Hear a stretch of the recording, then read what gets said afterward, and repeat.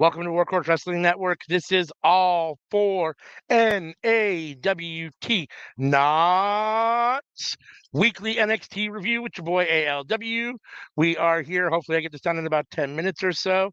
Going to tell you guys what happened yesterday on NXT from April 14th. Today is April 15th when I am recording this, and it's coming out. So it looks like we're getting ready for Battleground, which will be the next NXT pay-per-view, and it looks like we're probably going to get Noam Dar versus Trick Williams for the title.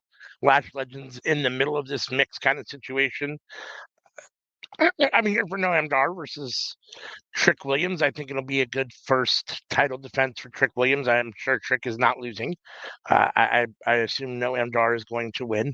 I'm sorry. I assume Trick Williams is going to win. Noam Dar is a solid wrestler. I think that Noam Dar deserves a valid shot at the title. We'll see what this match turns out like. The only reason I say valid shot is because, again, Trick just won this. And I suppose it could take it off him right now, but that would seem kind of odd to me after they just barely gave it to him. So I think Trick's going to have that title for a little while. And he could eventually lose it to Noam Dar down the road, but for right now, I don't think. If indeed our main event is Trick Williams versus Noam Dar for the NXT title at Battleground, I don't think Trick is losing. Let's see. This week started off with Noam Dar being attacked, or he's been attacked. He's down, he's out. And Metaphor is arguing about what happened. Nobody knows what's going on. Noam Dar doesn't know. He looks extremely confused. I'm assuming that has to do with Trick Williams, although I don't know. We'll end up seeing what's going on. It could be somebody else that has their eyes on Noam Dar. I'm not totally sure who that would be. The story has been built around Trick Williams and him, so I'm assuming that's what it is, but we'll see.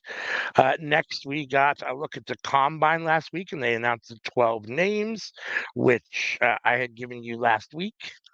Then we get Kiana James gives his game a pep talk, and Sol Ruka won the Combine and is ready to win the title too, and she says in her backstage promo. And we have a women's North American title qualifying match. So there's 12 women that qualified from the Combine. Those 12 women will have 6 matches. The winner of those 6 matches will be the new North America. The winner of that tournament, that 12-woman tournament, will be the new the first inaugural NXT Women's North American title, champion. Sol gets the win versus Izzy Dane here. She uses a Soul Snatcher. She got the pin at about 5 minutes and 38 seconds. I like Sol Ruka. A lot of people don't seem to be as high on her as I am. I think she's got a very bright future. I think when she's up on the main card, we're going to start to really appreciate what she can do. She's agile. She's athletic. She's extremely solid and fluid in the ring as far as her ring movements go. And I like her. I like the way she works a match. She's got good pace, and I think she has good body language and stuff. So I think she sells well, and she works the match well. I like her. We then had Ava backstage isn't happy with the D'Angelo family for switching referees last week. The referee had a claim of bronchitis, so that's why they switched the referees. She says that Tony D can still have his title match, but he is going to be fined $20,000. And so he hands her over an envelope that's got the money in it.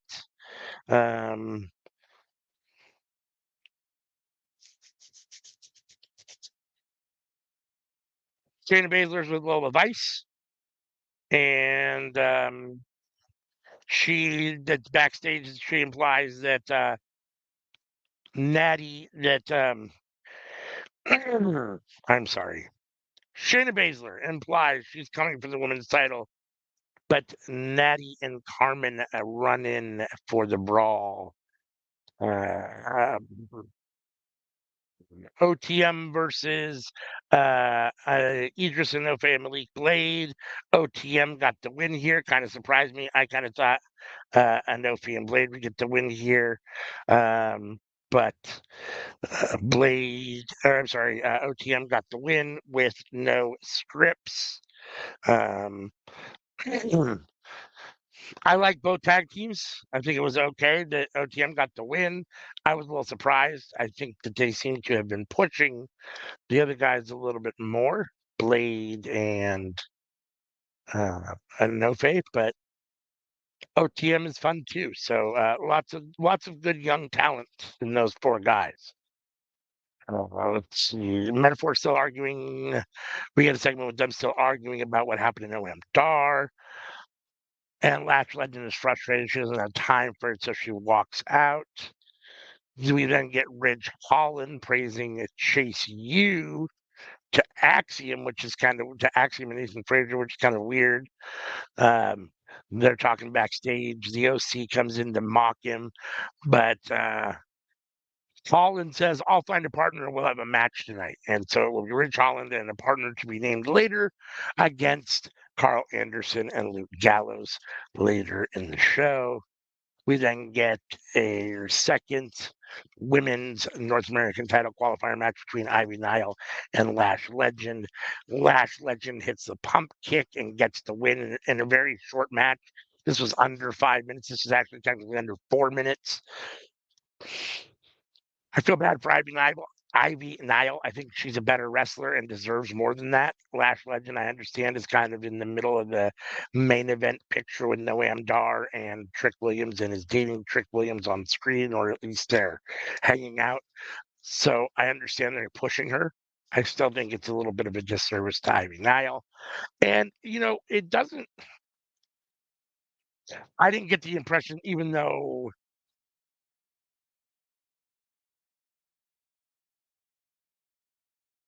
Lash got the win here, that she was significantly better. I still think that Nile ultimately is a better wrestler, and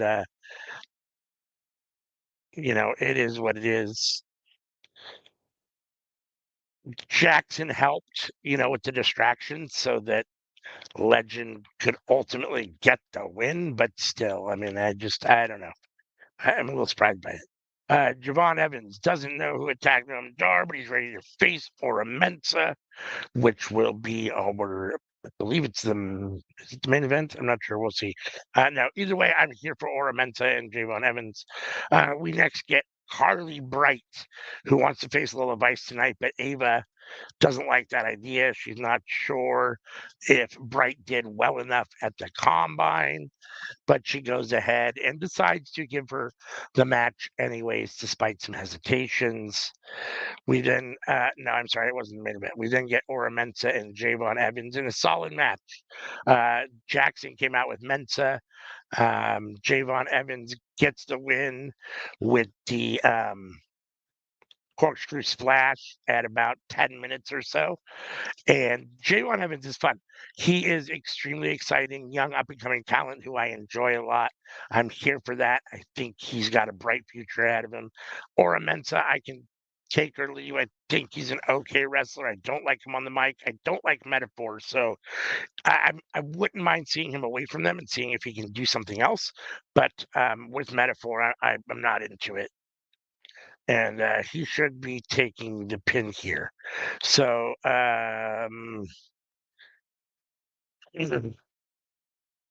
Charlie Dempsey is on his own tonight as he's going to exact revenge against the D'Angelo family for taking Bourne and um, Damon Kemp.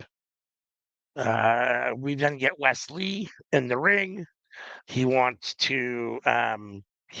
his title back. The fans are chanting, "We miss you." Oba Femi comes down, says, I have the title now. He can respect it. He didn't lose the title. He respects Wesley, but he's the title holder now. And if he wants a shot, he can have it. And then Ivar interrupts and says, wait a second. Um, I want in too. And then we get Josh Briggs. coming to the ring as well. And so you've got Obafemi, Wesley, Josh Briggs, and Ivar in the ring. And ultimately, what we're going to get is Obafemi defending his North American Championship against these three men in a fatal four-way at Battleground.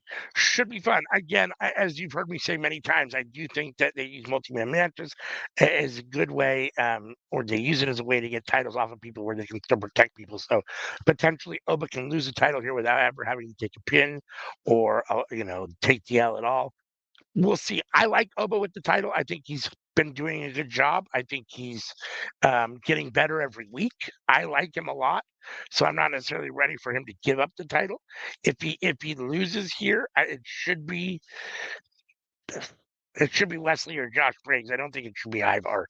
Ivar's kind of the odd man out here. Wesley's just coming back, and I really love Wesley, but I like Obafemi with the title at the moment. And Josh Briggs could really benefit from holding the title for a while too. So I'd be okay with any of those three actually. Oba retaining, Wes winning, or Josh Briggs winning. But we'll see at Battleground in the Fatal Four Way. Let's see. Then we have Chase U talking to Ridge Holland. Um, he can have Riley Osborne as his partner tonight. As a gift from Chase U, Ridge Holland is thankful he now has someone. Um, there's an alarm clock. Then the alarm clock goes off, but there's nothing to see. Kind of a weird segment. We don't know exactly what's going on. I'm not sure exactly what the alarm clock is supposed to be a precursor for or an indication of. Uh, then we have Lexus King hitting on some women, and that doesn't go well. Jasmine Nix comes in with a get well soon card for JC Jane. Lexus King signs it, but gets JC's name wrong because he's a schmuck. Can't be bothered to do what he's really supposed to do. Then we get OC versus Ridge Holland and Riley Osborne. Again, Ridge retired, was gone 1 week, came back, and now he's wrestled every single week. So I guess it is what it is. He's back, and okay. Uh, Chase is out with, or the rest of Chase U is out with Ridge and Osborne. Um, this was an okay match. You know what you get when you get um, a OC match when you have the Good Brothers. They're solid veteran wrestlers. Both of them are really good. Carl Anderson's a little bit better. Carl Anderson gets the roll up here for the pin, just a little over 5 minutes, which is a short match, but this is NXT. They tend to keep the matches short. I do like that OC gets a win here, although I don't totally understand what's going on with Ridge Holland. He retired. He didn't retire. They've been giving him wins the last couple of weeks, and now he takes the loss here. I guess I make it make sense. I guess I just don't know. I need to know what's going on with Ridge Holland, and maybe there isn't anything technically going on with Ridge Holland. We definitely don't necessarily. If you want to push Ridge Holland, give Ridge Holland and Riley Osborne the win because the OC doesn't need a win over those two. I mean, they've already done what they do, and they're not doing anything anyhow. So if if Ridge Holland and Riley Osborne are the two that you think have a future, because obviously the OC doesn't, they're on the back end of their careers and you're not doing anything with them anyhow, then let them get the win. I mean, it feels weird to give the win to a team that you're not doing anything with anyhow. So let's see. Then you have another video package of um, Harley Bright again, and right before her match with Lola Vice. Lola Vice has Shayna Baszler in her corner. Lola Vice finishes it with the spinning back fist in 3 minutes and 10 seconds. Um, Bright is, a young up and coming star. Lola Vice is one of the better women's wrestlers on NXT right now. Her and Roxanne Perez should be competing for that title. In that main event picture, she should be in that main event picture there. And with the help of Shayna Baszler, she can't help but become better. I do like Shayna Baszler here with her, and I like Shayna and Lola together. So this was kind of essentially, I don't want to say a squash, but it was definitely um, a Lola Vice showcase. Let's see. Then we have Natty and Carmen come out to brawl with Shayna and Lola Vice. We will get that tag team match next week.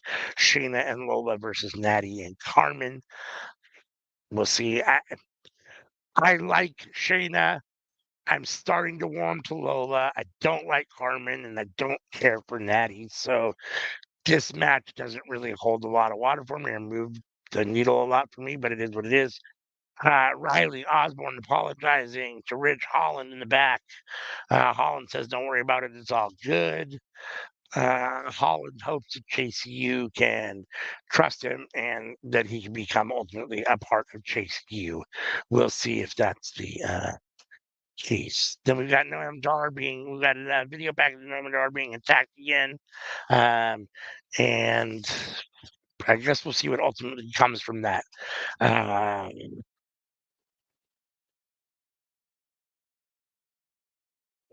We get our main event of the night, the Heritage Cup. D'Angelo, Tony D, the Don versus Charlie Dempsey in a British or in a Heritage Cup rules match, which is 6 3-round matches, 20 seconds between rounds, 2 out of 3 falls.